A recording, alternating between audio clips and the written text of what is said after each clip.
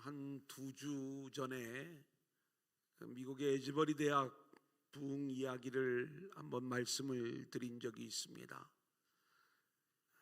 이곳에 이제 부흥의 이야기들이 영상을 통해서 그 배경과 내용들이 이렇게 하나하나 속속들이 알려지면서 그 시작점을 알 수가 있었는데, 우리가 아시는 분들은 아시는 것처럼 어떤 엄청난 부흥회가 있었던 것도 아니고 그냥 학교의 평범한 채플이었는데, 그리고 설교자의 설교가 저처럼 입에 거품을 물고 막 할렐루야 아멘 해가면서 하는 그런 설교도 아니고, 제가 그분 설교를 이렇게 들어보니까 물론 영어로 하는 설교였지만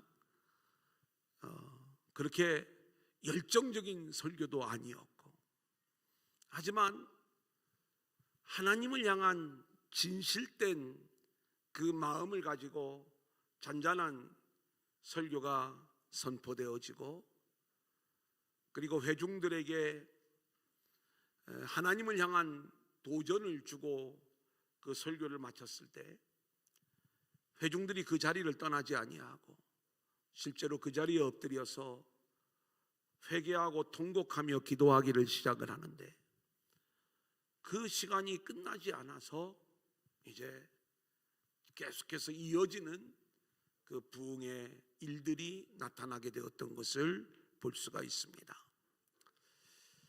저는 그 장면이 우리 교회 부흥회 때와 좀 겹치는 면들이 있었어요. 부흥회를 진행하면서 우리가 얻었던 도전이 있다면 우리도 부흥의 사람이 되자, 그리고 열정의 사람이 되자, 아멘. 헌신하는 성도가 되자, 아멘. 이런 도전들을 우리가 받지 않았습니까? 근데 우리의 어떤 엄청난 열정과 이런 모습들이 아니라 할지라도 정말 하나님을 향한 진실된 마음과 그리고 우리가 온전한 신앙들을 가지고 있다면 우리는 이 대한민국에서는 우리 두란노 교회를 통해서 그 부흥의 불길이 일어나고, 아멘. 이 불길이 대전을 넘어 대한민국에 그리고 온 세계에 퍼져나갈 수 있기를 소원합니다. 아멘. 그러기 위해서는 우리가 예배도 진실이어야 되고요, 찬양도 우리가 중심으로 하나님을 향한 찬양이 되어야 되고, 말씀을 들을 적에도 우리의 영의 깊은 곳에서부터 심령의 문을 열고 말씀을 들어야 될 줄로 믿습니다. 아멘. 말씀 위의 기도 시간도 우리가 기도의 분량도 중요하지만 저와 여러분이 중심으로 하나님 앞에 기도하는 오늘 밤이 되어질 수 있기를 소원합니다. 아멘. 하나님이 얼마나 멋지신 분이신가. 미국이 끝났다고 생각을 하는데 다시 불길이 일어나는 거예요.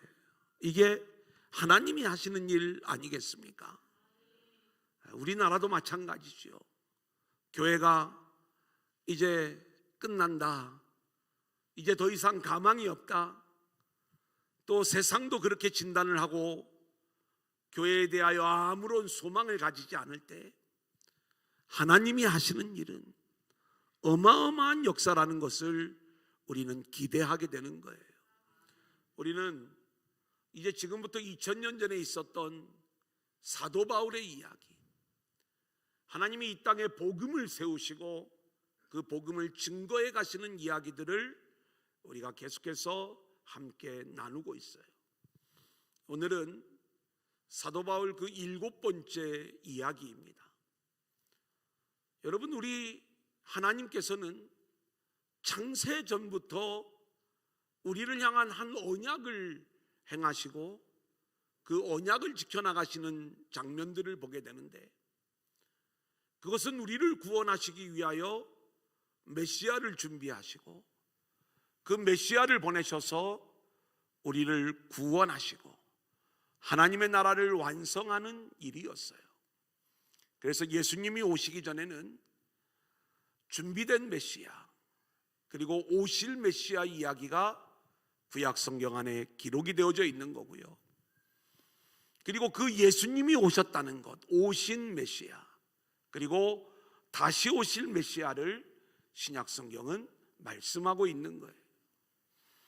근데 그 예수님이 이 땅에 오셔서 십자가와 부활의 사역을 통해서 놀라운 복음의 사역을 이루셨는데, 이제 이 복음이 땅끝까지 흘러가야 되는 것 아닙니까? 근데 이 일들을 위하여 하나님이 얼마나 멋지게 준비해 놓으시고 그 일들을 진행해 나가시는지, 예수님이 오시기 전에 세례 요한이 먼저 오게 되는 거고, 그것도 하나님이 하신 일이죠. 그렇게 주의 길을 걷게 하는 세례 요한이 먼저 온 후에 이제 주님이 오셔서 십자가, 부활, 승천의 일을 이루시는 거예요.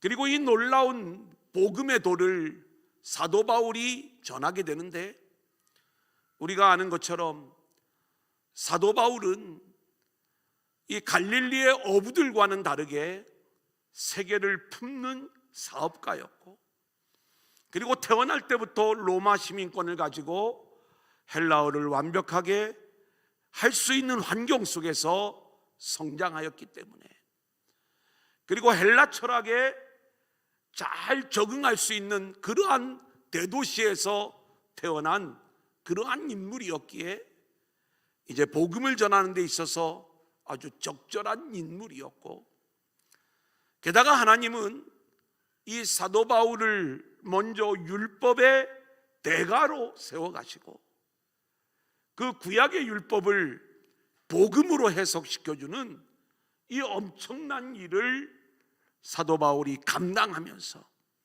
이제는 복음이 예루살렘에만 머물러 있는 게 아니라 이것이 온 유대와 사마리아와 땅끝까지 이르러 나아가는 복음이 될 때 여기에 이방인을 위한 사도로 바울이 쓰임받고 있는 것을 우리는 보게 되는 거예요. 자, 바울이 이렇게 복음을 증거하러 다니는데 우리는 이미 1차, 2차 전도 여행을 함께 배웠어요. 근데 놀랍게 이 복음 증거를 이룰 수 있는 초석을 또 다루어 놓으신, 그 초석을 완전히 다져 놓으신 분이 계신데, 이 하나님이 또 이 모든 일들을 이루어 놓으신 거예요. 로마는 자신의 나라의 통치를 위하여 길을 뚫었지만 하나님은 이 길을 복음 증거를 위한 길로 사용하고 계시는 거고요. 아멘. 전 세계가 단일 국가, 그리고 단일 문화, 그리고 동일한 언어를 사용하고 있다는 것, 이것이 엄청난 복음 증거에 있어서 좋은 그러한 계기가 되었던 것들을 우리가 볼 수가 있습니다. 뿐만 아니라 원래 유대인들은 가나안 땅에서 살아야 돼요. 근데 이들이 가나안 땅에서 쫓겨나게 된 것은 그들의 불순종 때문이었어요. 근데 하나님은 이러한 불순종의 일까지도 선용하셔서 그들이 바벨론으로 쫓겨가 결국 다시 돌아오는 이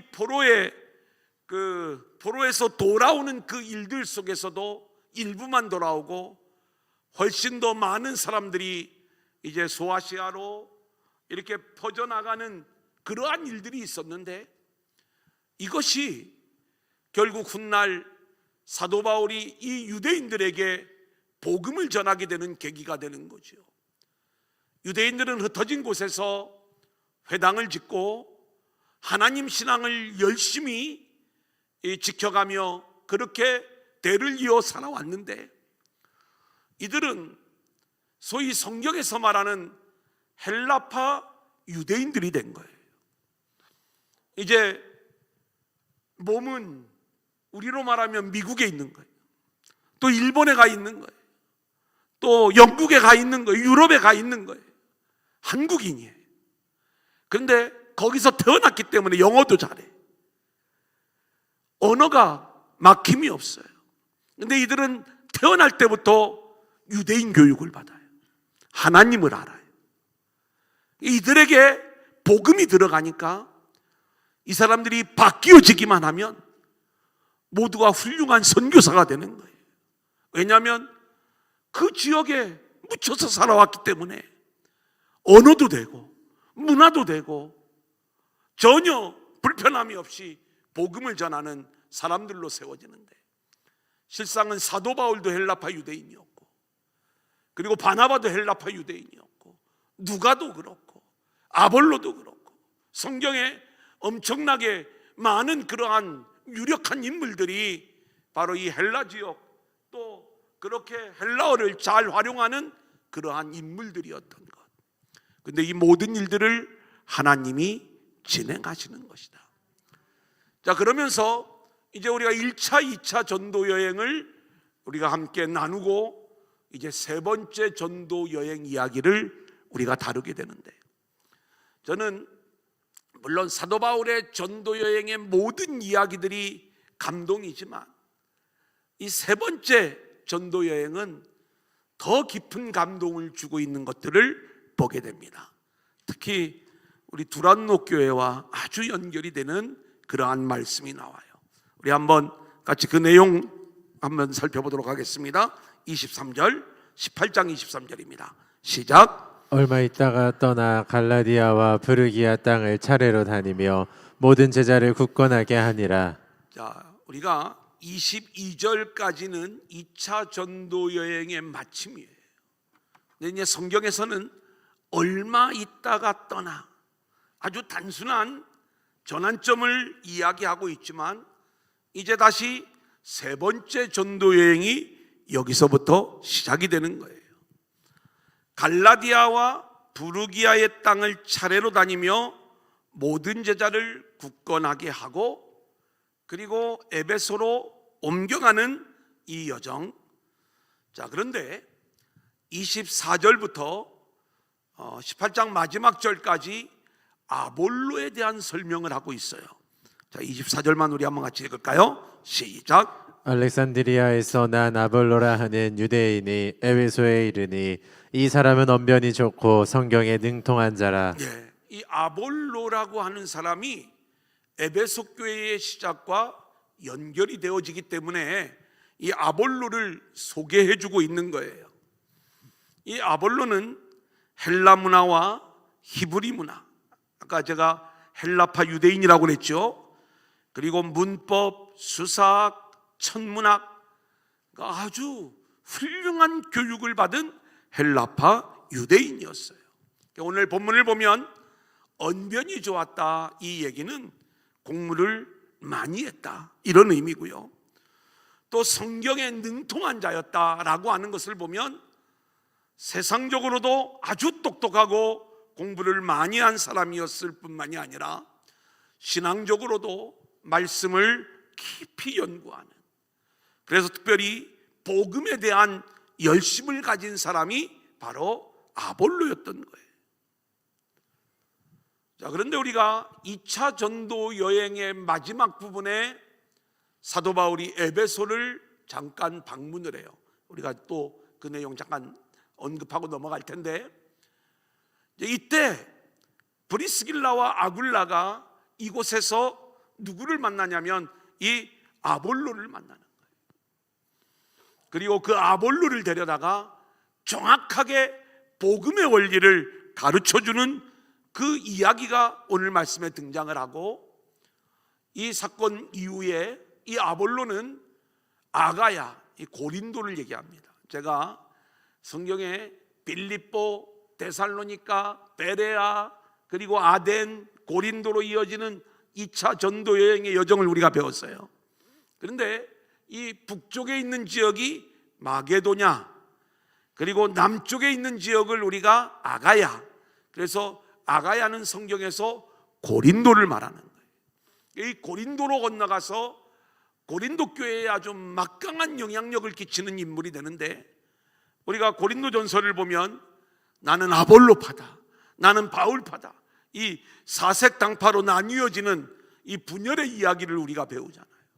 근데 정말 바울이 세운 교회였음에도 불구하고요, 이 아볼로가 얼마나 똑똑하고 영향력이 있었는지, 실제로 바울이 인기로 따지면 좀 밀리는 형국이었고 이 아볼로가 뜨는 그러한 모습이었던 것을 보게 돼요. 근데 바울은요, 참 멋진 사람이에요. 경쟁하지 않아요. 질투하지 않아요, 그런 부분들을.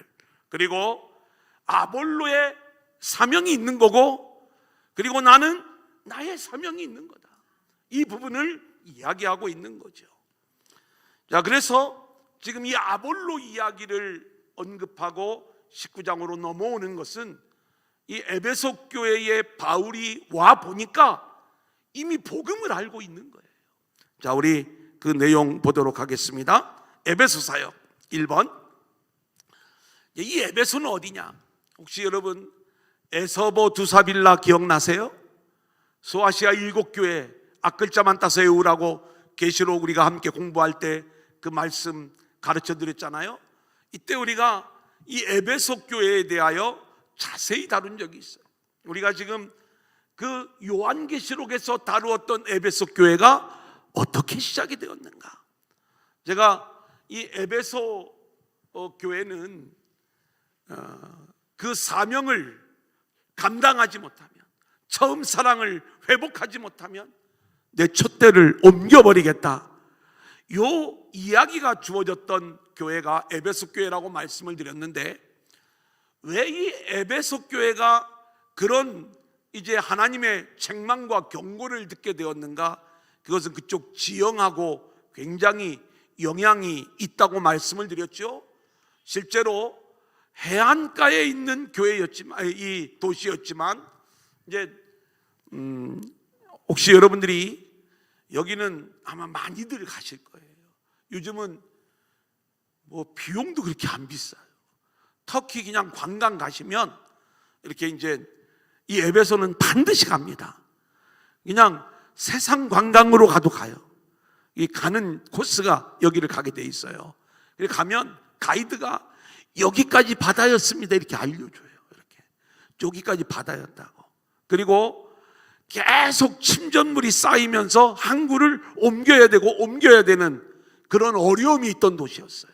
그래서 내 촛대를 옮겨버리겠다라는 이 하나님의 책망과 경고가 이 에베소 사람들에게는 강하게 들렸던 거예요.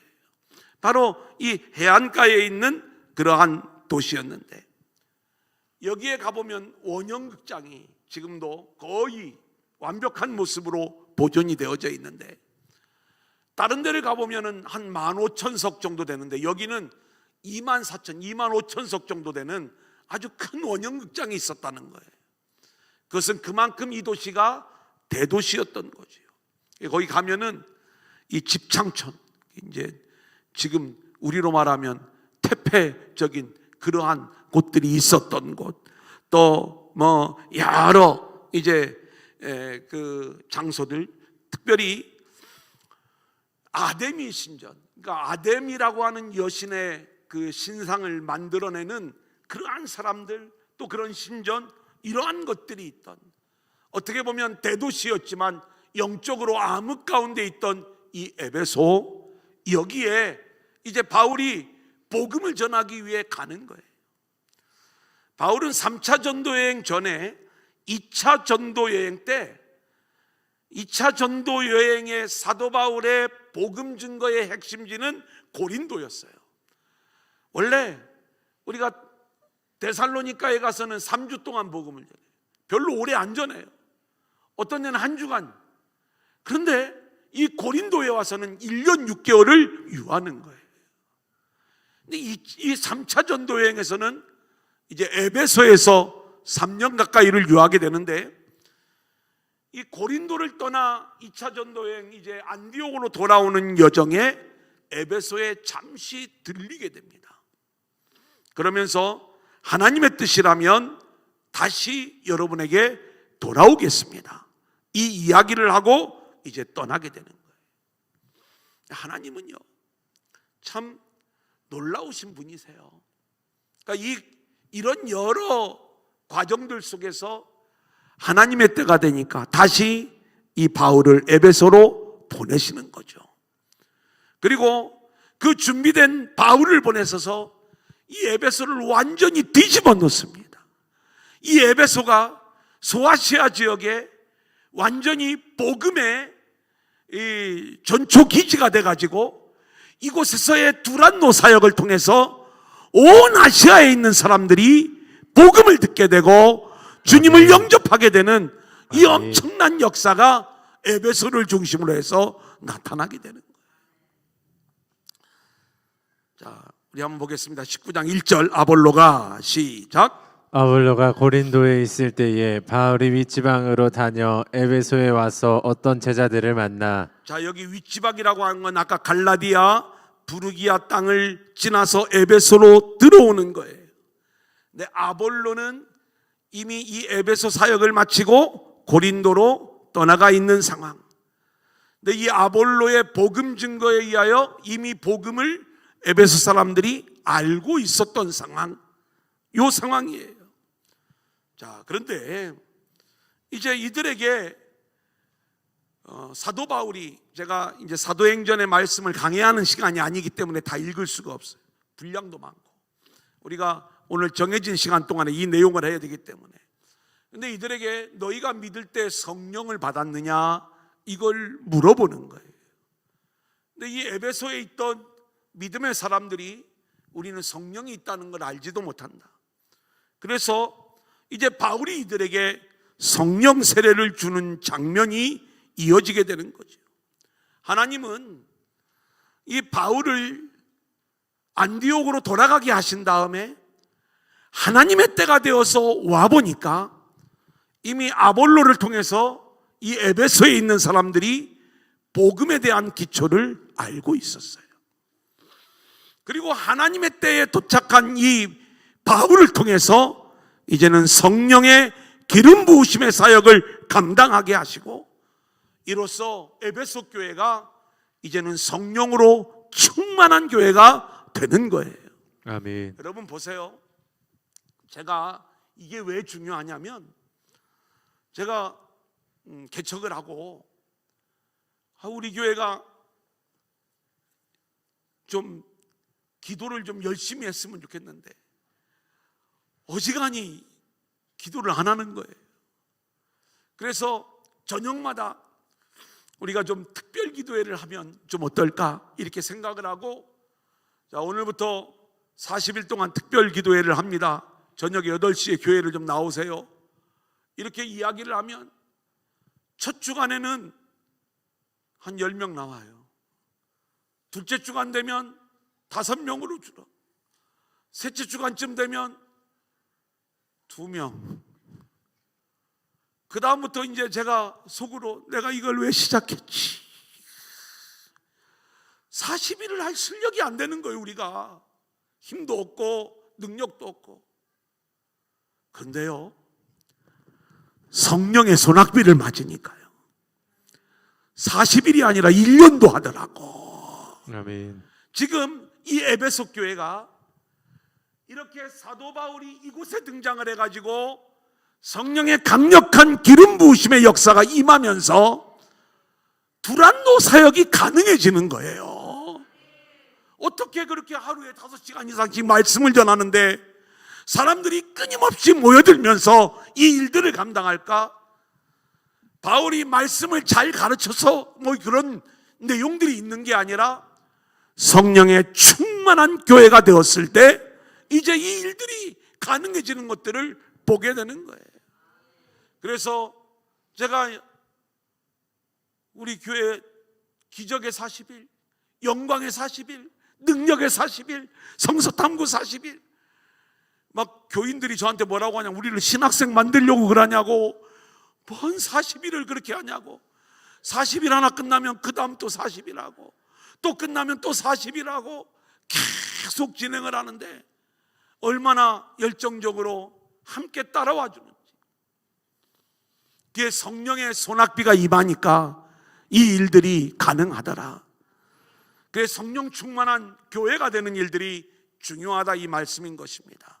자, 그 다음 8절로 10절 바울이 시작. 바울이 회당에 들어가 석 달 동안 담대히 하나님 나라에 관하여 강론하며 권면하되 어떤 사람들은 마음이 굳어 순종하지 않고 무리 앞에서 이 도를 비방하거늘 바울이 그들을 떠나 제자들을 따로 세우고 두란노 서원에서 날마다 강론하니라.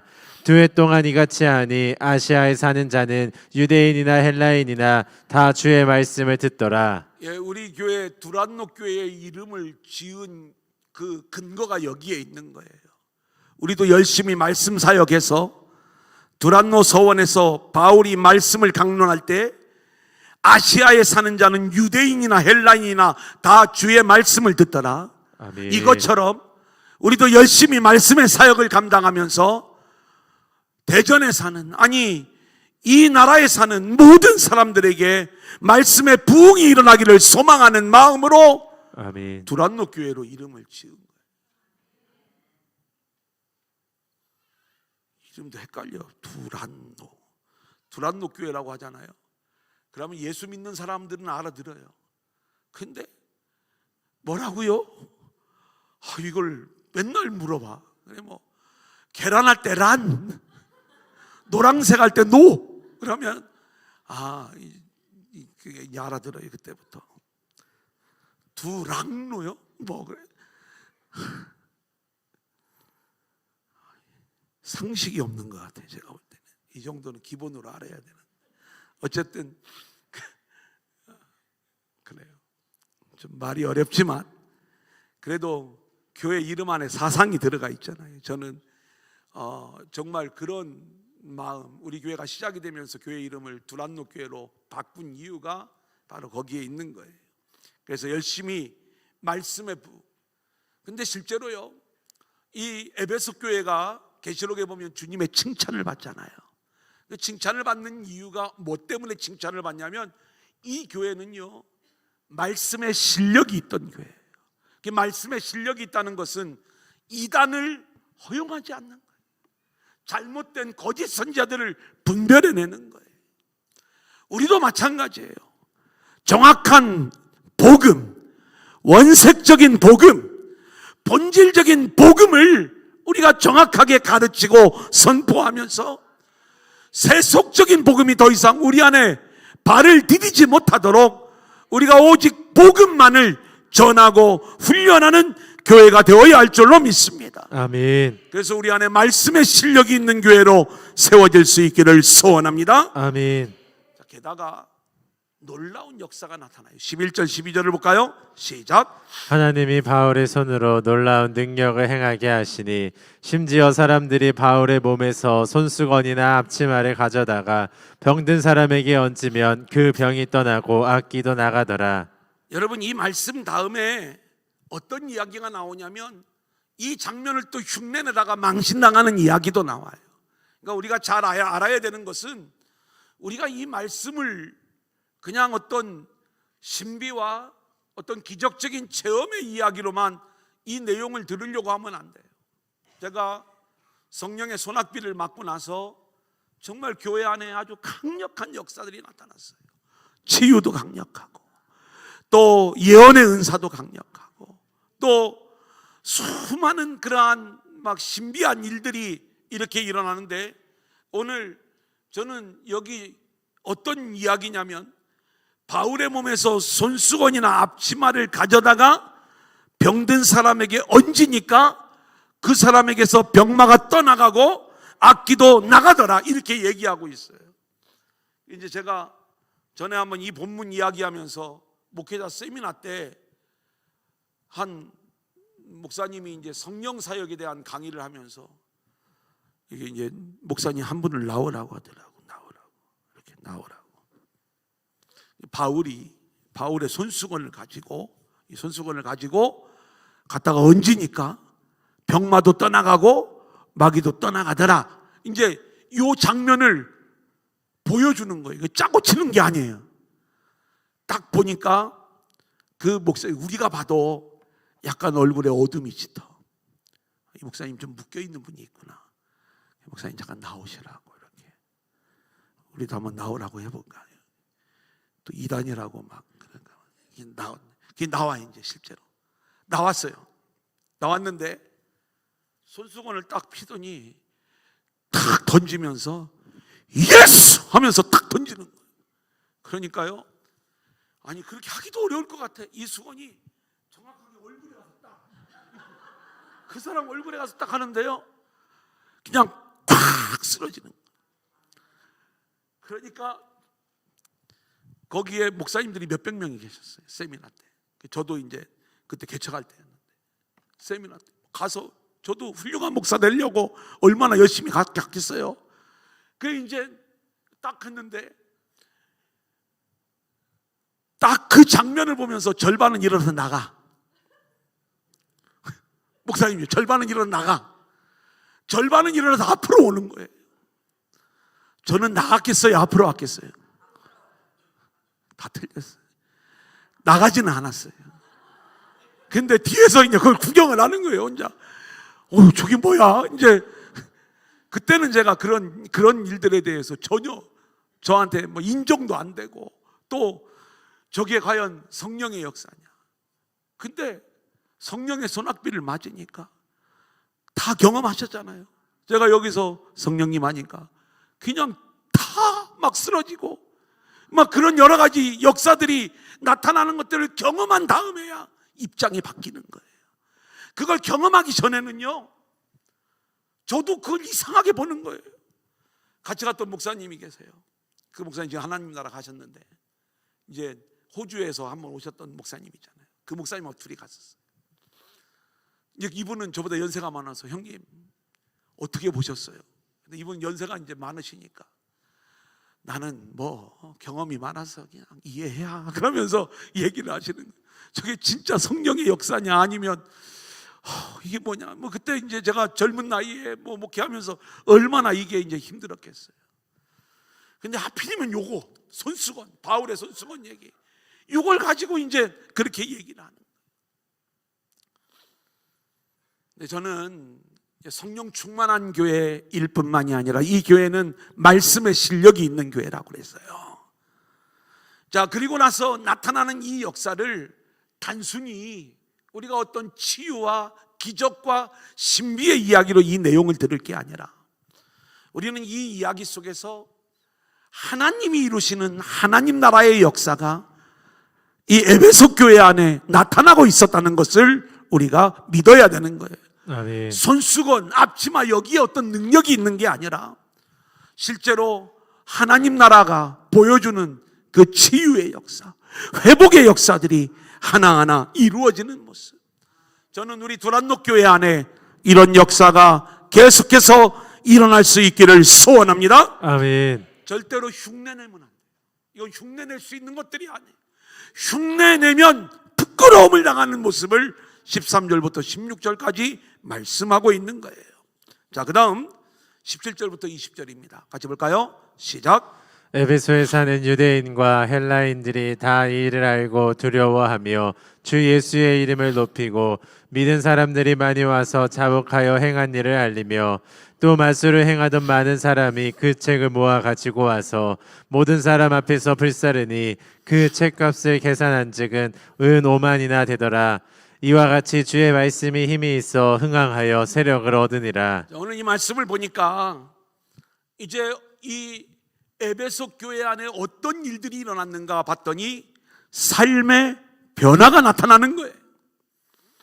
여기에 보니까 많은 사람들이 이 마술에 심취해 있고, 또 그 마술을 하던 사람들이 그 책을 모아 가지고 와서 모든 사람 앞에서 불사르는데, 그 책값을 계산하니까 은 5만이나 되더라. 20절이 중요한 거예요.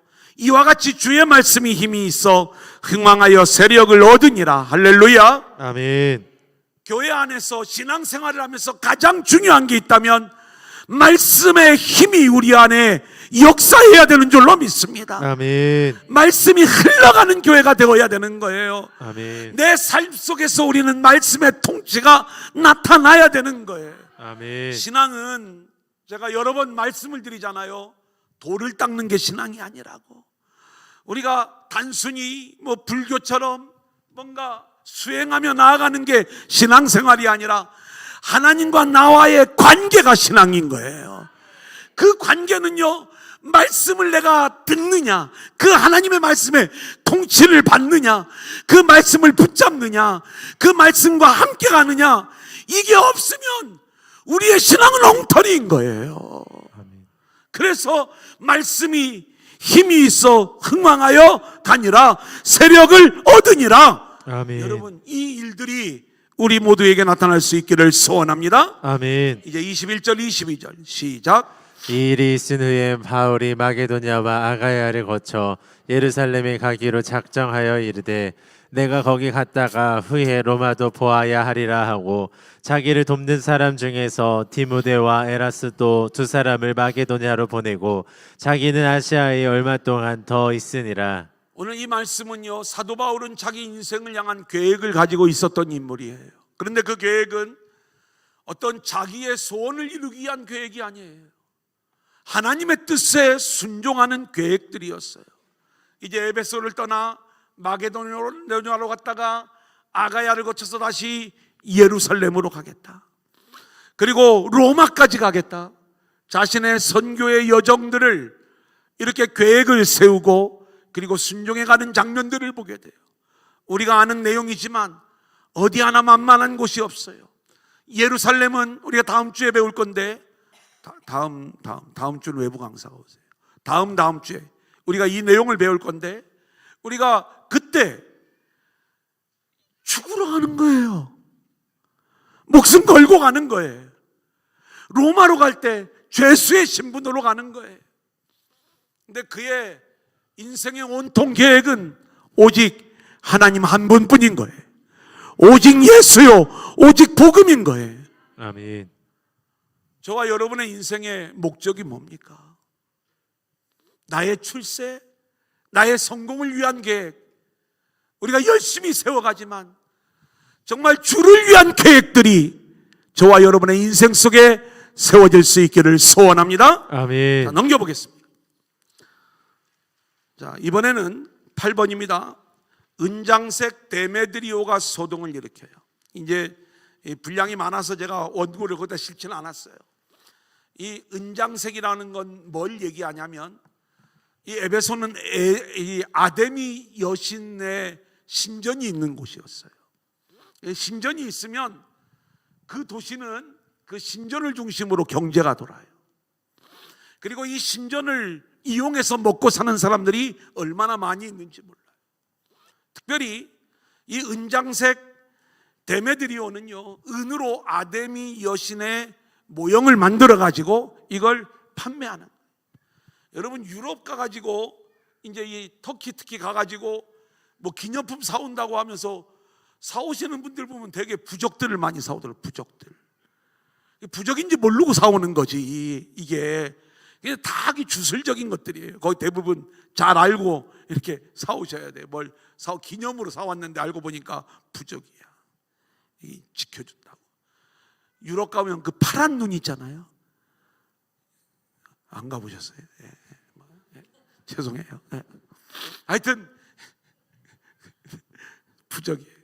사면 안 되는.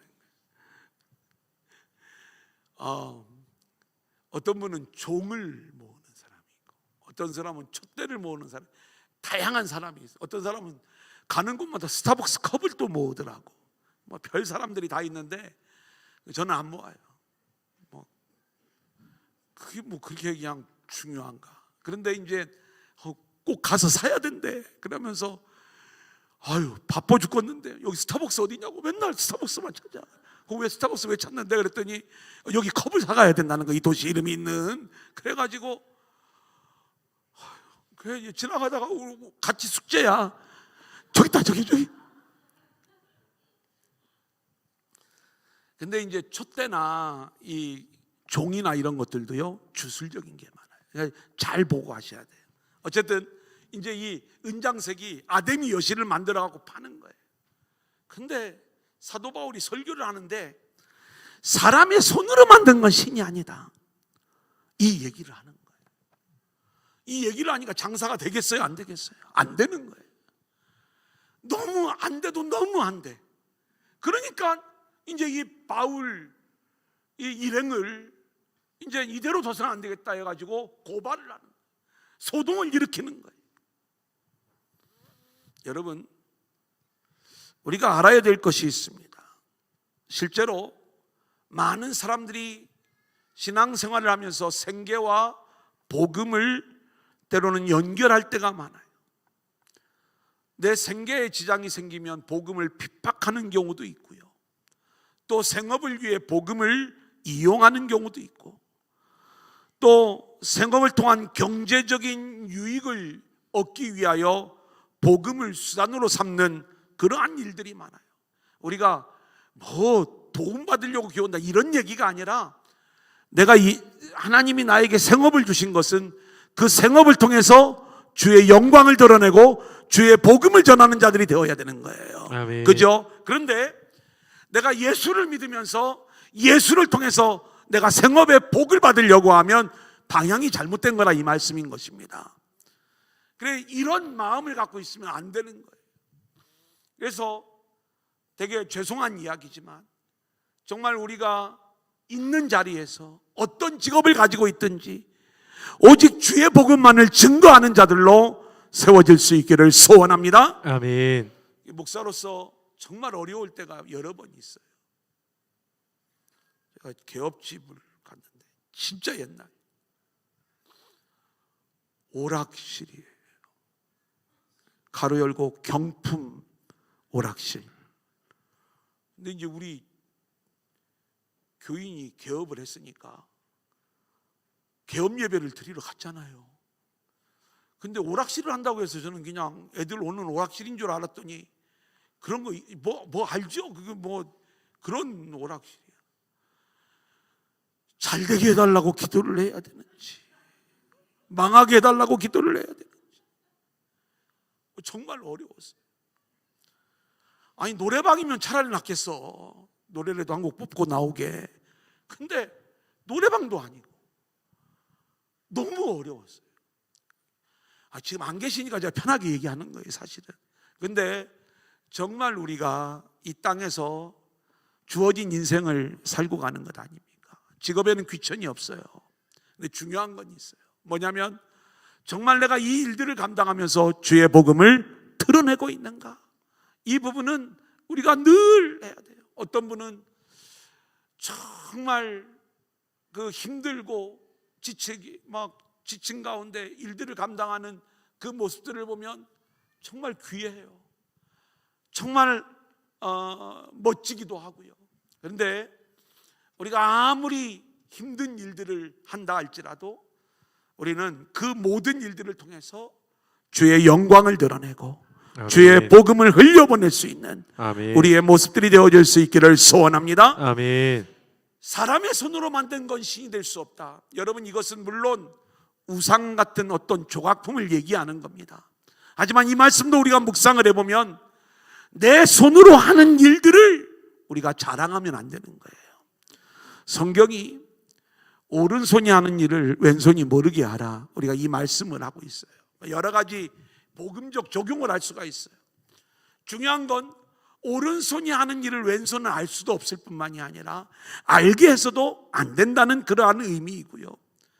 그리고 우리는 뭔가 내 손이 범죄하면 그 손을 잘라버리라 이야기했을 때 이 손이 도둑질하면 잘라버리라는 얘기가 아니에요. 이 손으로 내가 옆 사람을 도왔어요. 근데 그걸 자기 의로 삼아버리는 거예요. 그걸 자기의 자랑으로 삼아버리는 거예요.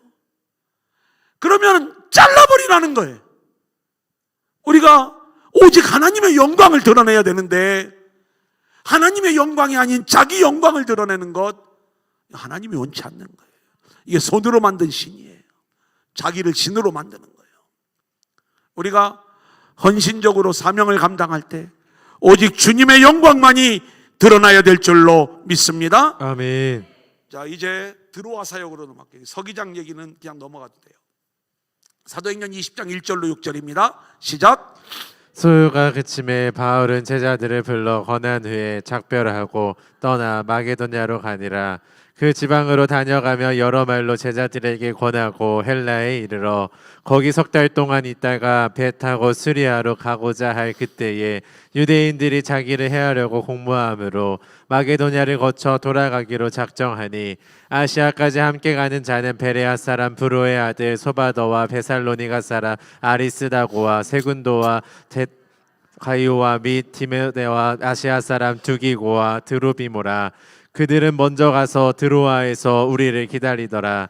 우리는 무교절 후에 빌립보에서 배로 떠나 닷새만에 드로아에 있는 그들에게 가서 이레로 머무니라. 여러분, 이 말씀을 읽는 여러분의 마음은 어떻습니까? 저는 제 마음이 막 흥분되는 거예요.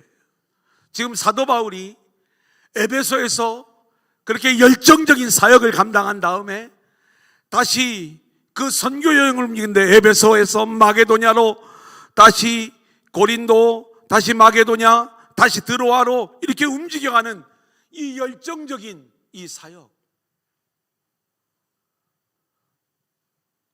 하나님께서 2023년 기본으로 돌아가라. 하나님이 우리에게 원하시는 기본 가운데 반드시 있는 것, 부흥과 열정. 아멘. 이것이 우리 모두에게 있어야 될 줄로 믿습니다. 아멘. 그래서 늘 우리의 하는 일들이 주를 향한 열정적인 인생들로 우리 모두가 세워져야 되는 거예요. 자, 이번에는 사도 바울이 설교하다가 한 사람이 창가에서 졸다가 떨어져 죽는 얘기예요. 7절로 11절. 이것도 진짜 은혜예요. 시작. 그 주간의 첫날에 우리가 떡을 떼려 하여 모였더니 바울이 이튿날 떠나고자 하여 그들에게 강론할세 말을 밤중까지 계속하매 우리가 모인 윗다락에 등불을 많이 켰는데 유두고라 하는 청년이 창에 걸터 앉아 있다가 깊이 졸더니 바울이 강론하기를 더 오래 하매 졸음을 이기지 못하여 3층에서 떨어지거늘 일으켜 보니 죽었는지라. 바울이 내려가서 그 위에 엎드려 그 몸을 안고 말하되 떠들지 말라 생명이 그에게 있다 하고 올라가 떡을 떼어 먹고 오랫동안 곧 날이 새기까지 이야기하고 떠나니라. 오늘 이 말씀 속에서 여러분들은 어떤 내용의 은혜가 됩니까? 이 유도고라고 하는 청년이 말씀을 듣다가 창에서 떨어져 죽었어요. 근데 바울이 다시 살리는 거예요. 그런 어떤 기적적인 역사에 우리가 은혜를 받는다면 더 깊은 본질을 우리가 놓치게 되는 거죠. 저는 먼저 바울의 열정을 보는 거예요. 가는 곳마다 얼마나 힘들었을까. 그런데요, 정말 바울이 지금으로 이야기하면 밤 새워가면서 설교를 하는 거예요. 근데 사람들이 졸을지언정 떠나지 않아. 이 청년도 그 자리를 지키는 거예요. 창문에 걸터 앉아 이제 말씀을 듣다가 졸음을 이기지 못하고 떨어져 죽게 되었어요. 근데 바울이 뭐라고 이야기하냐면 떠들지 말라 생명이 그에게 있다. 여러분, 이 이야기는 뭐냐면 바울이 보는 생명과 우리가 생각하는 생명이 다른 거예요. 우리는 육적 생명의 눈이 어두워서 그 육적 생명이 끝나면 모든 게 다 끝나는 줄 알지만 사도 바울의 눈에는 영적 생명이 살아있는 이 유두고를 바라보면서 아직 생명이 그에게 있다. 유두고를 살리셨어요. 또 죽었어요. 유두고가 지금까지 살아있는 거 아니잖아요. 그 죽은 생명이 살아난 게 중요한 게 아니라 그를 생명이 있는 자로 보는 이 사도 바울의 시각. 우리가 이 세상을 살아가면서 우리에게 진짜 이 생명이 있느냐? 여러분, 우리가 육신의 병이 들어 죽을 수가 있습니다. 하지만 진짜 죽음은 영적인 죽음이에요. 나에게 영적인 생명이 있는가? 우리 자신을 돌아보아야 될 줄로 믿습니다. 아멘. 이제 13절로 16절 마지막 장면입니다. 우리는 시작. 우리는 앞서 배를 타고 아소에서 바울을 태우려고 그리로 가니 이는 바울이 걸어서 가고자 하여 그렇게 정하여 준 것이라. 바울이 아소에서 우리를 만나니 우리가 배에 태우고 미둘레네로 가서 거기서 떠나 이튿날 기호 앞에 오고 그 이튿날 사모에 들르고 또 그 다음날 밀레도에 이르니라. 바울이 아시아에서 지체하지 않기 위하여 에베소를 지나 배 타고 가기로 작정하였으니 이는 될 수 있는 대로 오순절 안에 예루살렘에 이르려고 급히 가미러라. 제가 지난 10월, 작년 10월에 이 밀레도를 저는 갔다 온 거예요. 아유, 얼마나 그 바울이 떠났던 그 항구, 지금은 그 바다가 있는 게 아니라 육지가 됐어요.